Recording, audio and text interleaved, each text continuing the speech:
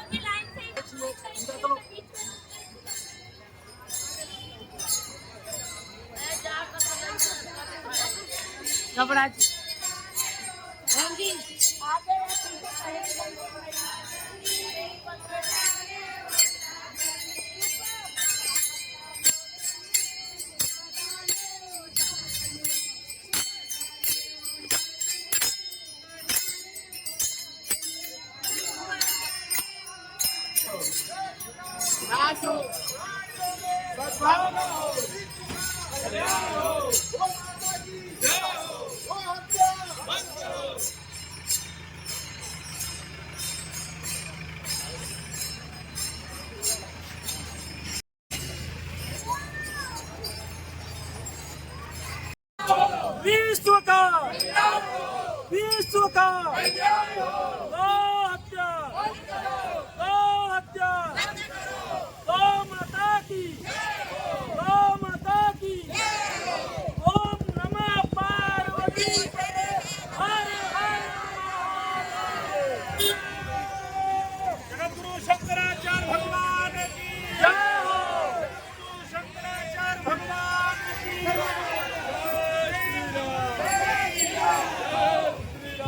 श्री राम।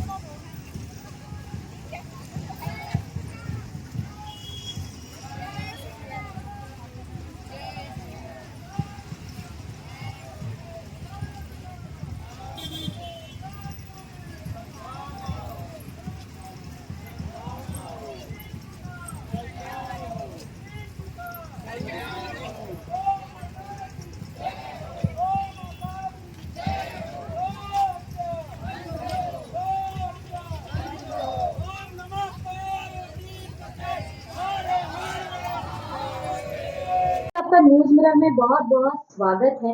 जैसा कि आप करपात्री महाराज जी के शिष्य हैं और जो विट्ठलवाड़ी में भागवत होने जा रहा है 8 दिवसीय, क्या करें? भागवत भक्तों के हृदय में बैठे हुए भगवान को भगवान से मिलाने का सर्वोत्तम माध्यम भागवत ही है। भागवत भगवान का वांगमय स्वरूप है। इसके श्रवण करने मात्र से ही हमारा मन भय, दुख और शोक तीनों को छोड़ देता है। और भागवत कहता है कि हमारा श्रवण उत्तम कोटि का होना चाहिए, हमारा आहार उत्तम कोटि का होना चाहिए, हमारा दृश्य उत्तम कोटि का होना चाहिए, हमारा श्रवण उत्तम कोटि का होना चाहिए। यदि हमारा आहार उत्तम से उत्तम होगा तो हमारा व्यवहार भी उत्तम से उत्तम होगा। इसलिए हमारे ये श्रेष्ठतम आहार मिल रहा है। एक श्रवण करने के लिए बढ़िया अच्छी कथाएं मिलेंगी, श्रवण करने के लिए अच्छा ज्ञान मिलेगा, क्योंकि श्रवण से ही सारा ज्ञान होता है। श्रवण के बगैर और अन्य प्रकारों से देखने से भी ज्ञान होता है, लेकिन सुनने से ज्यादा ज्ञान होता है।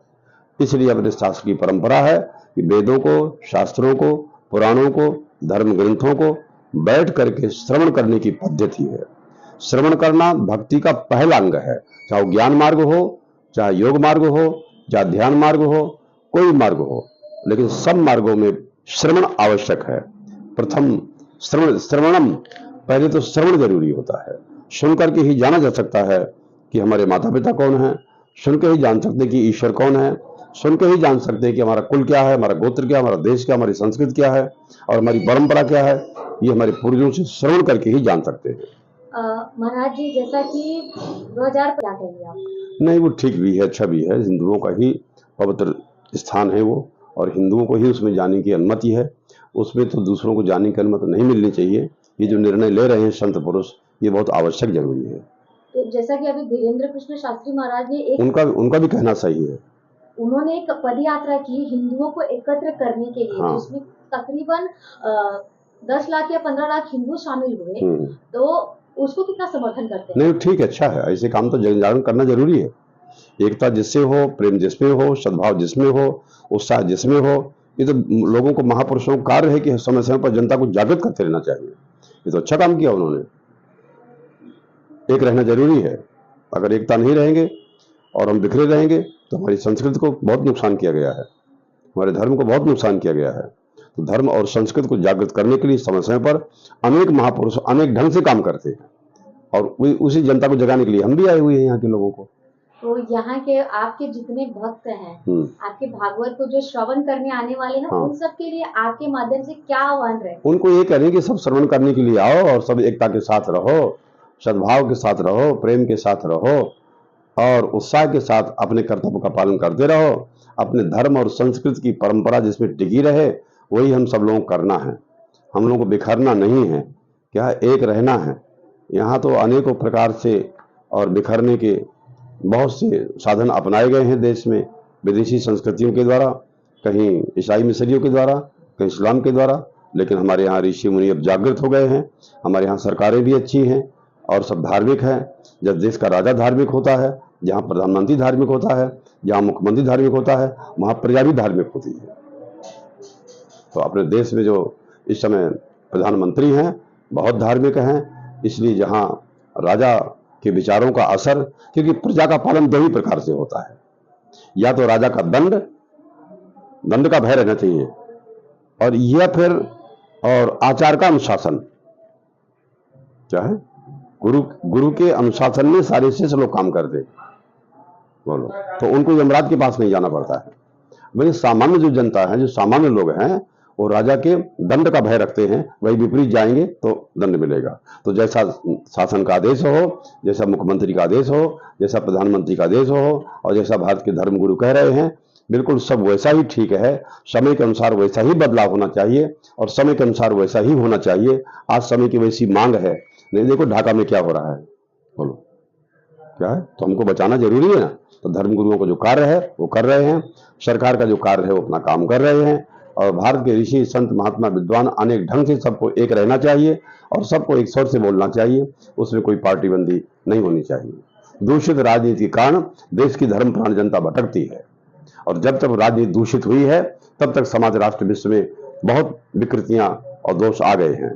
लेकिन अब राजनीति बहुत अच्छी चल रही है, हमारे यहाँ बहुत श्रेष्ठ और सरकारें चल रही हैं, उनके विचार बहुत अच्छे हैं, उत्तम हैं, तो उसका प्रभाव तो सब पर पड़ेगा। तो जो गलतियां पहले हो गई हैं उनका सुधार होना जरूरी है। ये भारत धर्म देश है, ये भारत हिंदुओं का देश है। यहाँ भारत के आक्रांताओं ने आकर के बहुत नुकसान किया है, हमारी संस्कृति का, हमारे धर्मांतरण का। यह तलवार के बल पर यह अनेक प्रकार से और बहुत नुकसान किया गया है। तो जो नुकसान हुए हैं आगे ना हो, इसलिए हम सब लोगों को, ये संत महात्मा ऋषि महर्षि समाज को जागृत करते हैं, एक कर रहे हैं और ये करना ही चाहिए। महाराज जी, जैसा कि साधु संतों के एक आह्वान पर जो हिंदू समाज जागृत हुआ है, क्या कहेंगे? वो अच्छा है, तो होना ही चाहिए। क्या है, एकता संगठन में ही शक्ति है ना, और एकता संगठन वहां होता है जहां त्याग होता है। तो महान पुरुषों का त्याग होता है और उसी त्याग के बल पर उनकी वाणी पर असर बहुत सब एक हो जाते हैं। ये तो होना ही चाहिए। यहाँ भी सब लोग इकट्ठा होंगे और सब लोगों को हम सनातन धर्म के विचार देंगे, सबको शांत, प्रेम, एकता, सद्भाव के साथ रहने की शिक्षा देंगे। हमारा ही पैर, हमारा ही हाथ, हमारा ही सिर, हमारा, ये कोई भेद थोड़ी है। ऐसे समाज में भी भिन्न भिन्न और वर्ण के लोग रहकर, भिन्न भिन्न परिवार के लोग रह करके, एक घर में माँ रह रही है, बहन रह रही है, भाई रही, सब रह रहे कि नहीं रहे? बोलो, व्यवहारिक भेद बना रहे, पर मूलतः हम परमात्मा के अंश हैं, सबको प्रेम से रहना है। तो हम भी सबको शिक्षा देंगे कि हम सब एक हैं और एक होकर के रहेंगे, और एक नहीं रहेंगे तो हमारा धर्म कमजोर हो जाएगा और हम परेशान हो जाएंगे, और अनेकों बार परेशान हुए हैं। तो इसलिए सबको एकता का संदेश देने के लिए हमारे उपदेश वेदांत की समता, आत्मा की अमरता और विश्वव्यापी प्रेम को लिए हुए हैं। तो आपका कहने का मतलब है कहीं ना कहीं योगी जी को आप समर्थन कर रहे हैं कि बटेंगे नहीं, तो हम कटेंगे? सनातन धर्म को समर्थन कर रहे हैं और सनातन धर्म को योगी जी से समर्थन कर रहे हैं। क्या है, योगी से बड़े, प्रधानमंत्री से बड़े, हमसे बड़े वैदिक सनातन धर्म है। सनातन धर्म का मूल ईश्वर परमात्मा है, हम सब उनके समर्थक हैं, हम कोई राजनीतिक नहीं है। नहीं, योगी जी ने भी महाराज जी एक आह्वान किया था कि बटेंगे तो कटेंगे। हाँ, तो सही कह रहे हैं, वो तो सही, तो ठीक है। वो माने एकता तो रहना जरूरी है उनका। वो भी तो ऋषि हैं, वो तो महर्षि हैं, वो भी तो विशेष है हमारे, और वो भी अपने, उनका पद, राजनीतिक पद तो वही है मुख्यमंत्री का, लेकिन वो भी बहुत पुराने महात्मा हैं, बहुत अनुभवी हैं, पुराने सांसद है वो, और इस समय मुख्यमंत्री हैं, बहुत तेजस्वी हैं, ओजस्वी हैं, और बहुत सही है, हर प्रकार सही है, त्यागी तपस्वी हैं। उनके जैसा कौन होगा? अपने प्रदेश को वही संभाल सकते हैं, सबके बस की बात नहीं। आपका बहुत बहुत धन्यवाद।